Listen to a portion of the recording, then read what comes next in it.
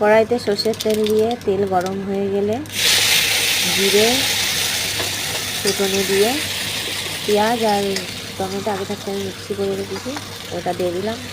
তারপর দেবো আদা বাটা রসুন বাটা দিয়ে ভালো করে ফ্রাই করে নিতে হবে। যখন দেখবে তেল ছেড়ে গেছে, একটু মশলায় আমার মিক্সি বেতে লেগেছিলো, একটু জল ঢেলে দিলাম, দিয়ে ভালো করে মিশিয়ে তারপরে দিয়ে দেবো নুন, হলুদ, গুঁড়ো লঙ্কা, ধনে পাউডার আর চিকেন মশলা দেবে। তারপর দুধের সর ইতে দিয়ে দিতে হবে, তবে মাশরুম কারিতে টেস্টটা অনেকটাই বেড়ে যাবে, স্বাদটা খুব ভালো আসে।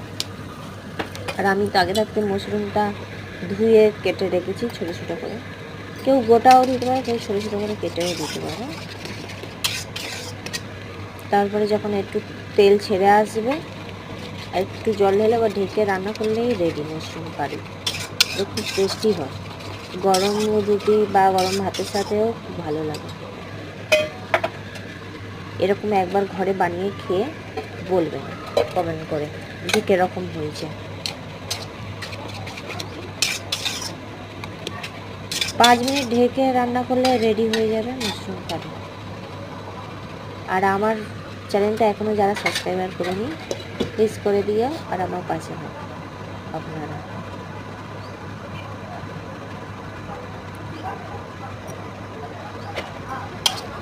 ভালো করে ফুটে ছেড়ে একটু নেড়ে দিলাম।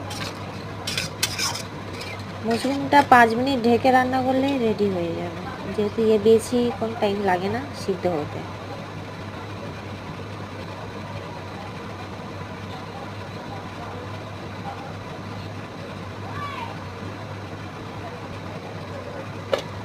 রেডি হয়ে গেছে মাশরুম কারি।